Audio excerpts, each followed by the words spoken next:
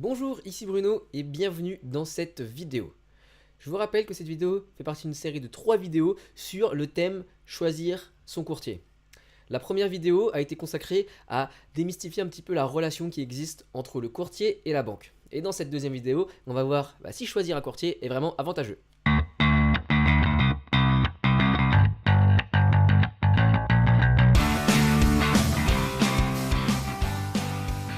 Donc pour ceux qui sont pressés et n'ont pas le temps de regarder toute la vidéo, je vais vous donner tout de suite la conclusion. Oui, selon moi, faire appel à un courtier est avantageux pour plusieurs raisons.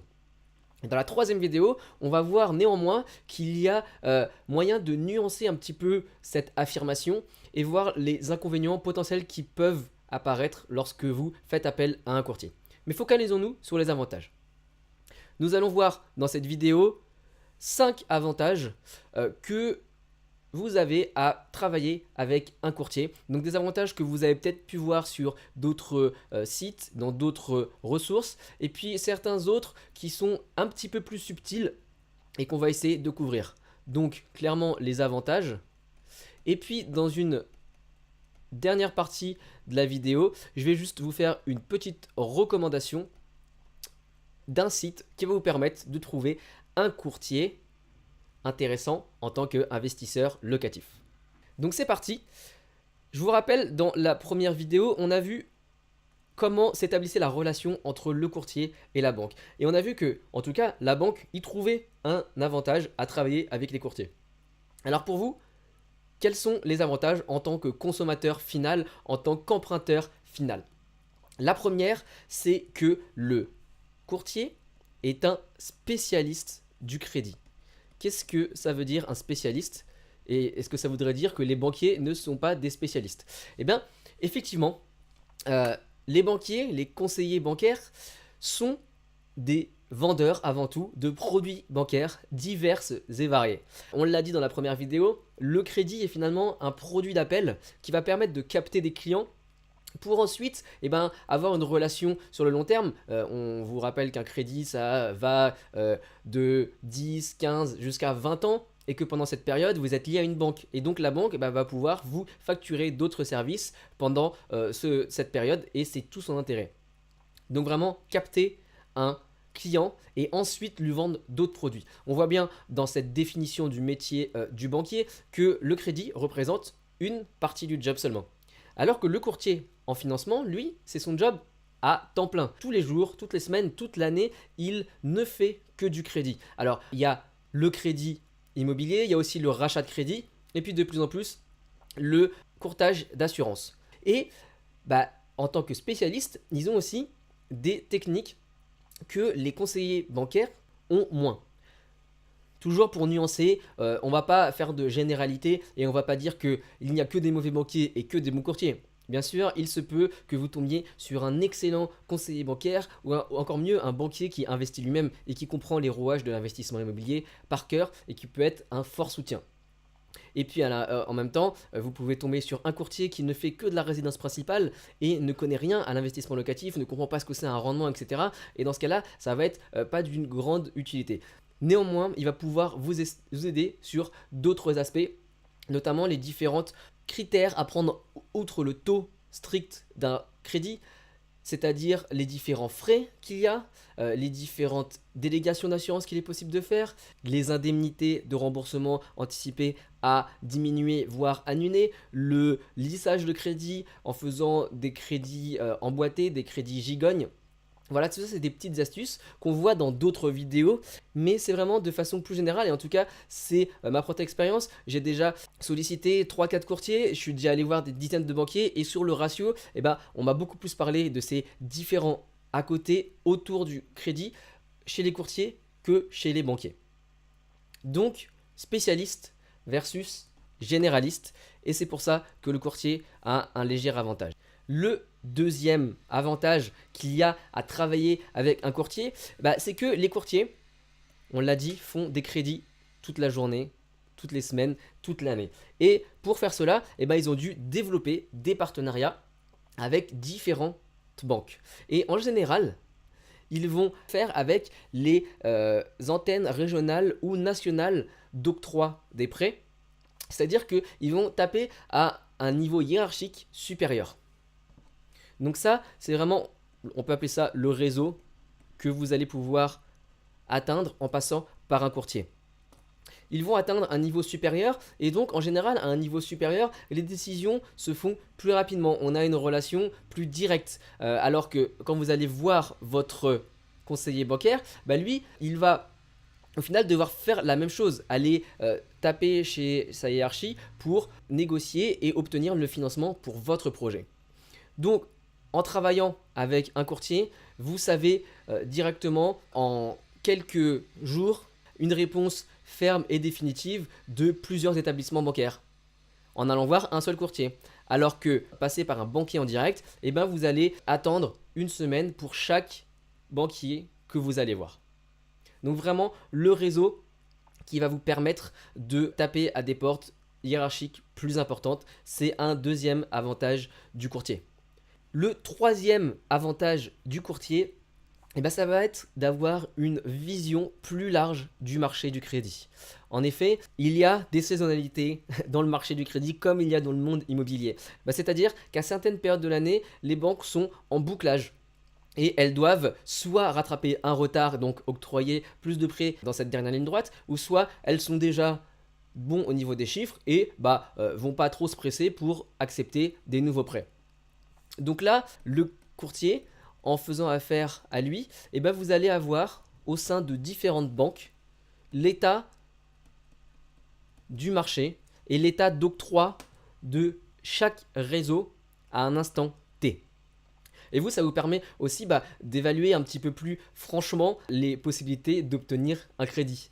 Par exemple, j'ai eu l'année dernière un courtier qui me disait, voilà, en ce moment, avec la baisse des prix et la potentielle rehausse dans quelques mois, dans quelques semaines, les services d'emprunt chez les banques qui sont submergés par les renégociations et les rachats de crédit. Et donc, c'est beaucoup plus difficile de passer un projet de prêt immobilier pour un investissement locatif. Sauf chez cette banque qui, elle, en ce moment a besoin de faire du chiffre sur les nouveaux crédits, sur des nouveaux clients, sur des nouveaux projets. Et donc, on va essayer de mettre l'accent sur ça en ce moment.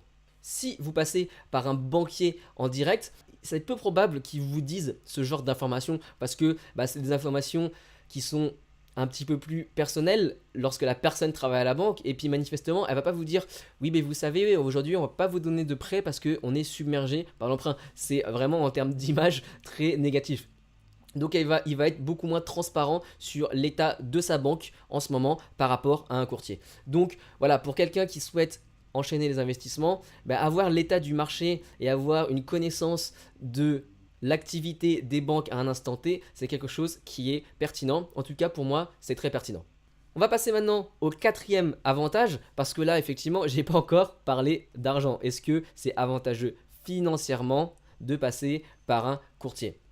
Alors, de façon empirique, on va dire que oui. Même s'il n'y a aucun chiffre pour vraiment estimer combien on peut gagner en passant par un courtier versus passer directement par sa banque. Mais dans les différentes discussions que j'ai eues avec des investisseurs, il s'avère que oui, les courtiers peuvent vous faire gagner de l'argent. Alors, ça va peut-être pas être uniquement sur le taux, malgré le fait que tous les réseaux de courtage vont dire nous on a les meilleurs taux parce qu'on fait le plus de volume, donc on a le droit à des plus grosses ristournes par les banques. Ça, c'est finalement pas vérifiable. Mais si on prend en compte ce que j'ai dit au point numéro 1, que les courtiers peuvent vous permettre de mieux négocier tous les à côté du crédit, et on se rend compte que ça va faire une facture globale du crédit, donc ce qui est représenté par le fameux TAEG, qui prend le taux, mais aussi les assurances, les pénalités de remboursement anticipé potentiel, mais également tous les frais qu'il y a lorsque vous devez mettre vos comptes chez la banque. Donc en faisant l'enveloppe globale, on sent bien qu'il y a un coût supplémentaire à passer directement par un banquier, ou en tout cas en passant par un courtier, il y a moyen de mieux négocier tous ces coûts annexes. Donc oui, de façon empirique, personnellement, je pense, et d'autres investisseurs me l'ont dit, qu'il y a un gain d'argent à travailler avec un courtier. Même si J'ai déjà entendu des gens qui m'ont dit oui, moi j'ai travaillé avec un courtier qui m'a trouvé un taux et puis finalement je suis allé voir la même banque en direct et j'ai eu un taux plus intéressant. Oui, ça existe. Comme toujours, il faut nuancer et tout ce que je dis n'est pas une vérité pure, ce sont plutôt des moyennes. Donc oui, en moyenne, passer par un courtier va vous faire gagner de l'argent.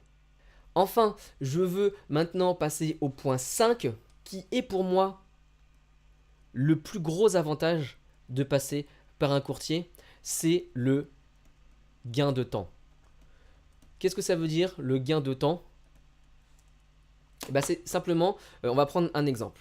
Si pour un projet que vous avez trouvé, vous cherchez un financement, vous décidez d'aller taper à la porte de 5 établissements bancaires. En passant en direct par les banques, vous allez devoir prendre 5 rendez-vous chez ces établissements. Alors peut-être qu'aujourd'hui vous avez une banque, peut-être 2. Et donc vous allez contacter directement votre conseiller historique, celui ou celle avec qui vous avez déjà une relation, et puis vous pourrez prendre un rendez-vous assez rapidement. Pour les 3 ou 4 autres, vous allez prendre un rendez-vous et puis vous présenter. Et probablement le rendez-vous sera fait la semaine suivante. Déjà ça fait une semaine de temps pour avoir les 5 rendez-vous auprès des 5 établissements bancaires. Pour chaque rendez-vous, ça va prendre environ 1 heure pour expliquer votre projet, et si c'est une nouvelle banque, peut-être même un petit peu plus, pour vous présenter, expliquer votre historique bancaire, etc. Et puis, si on rajoute à ça le transport pour aller et pour repartir de la banque, on va dire 1h30 totale pour avoir réalisé 5 rendez-vous avec 5 banques différentes. 1h30 x 5, on arrive à 7h30 de temps, juste pour avoir fait la présentation.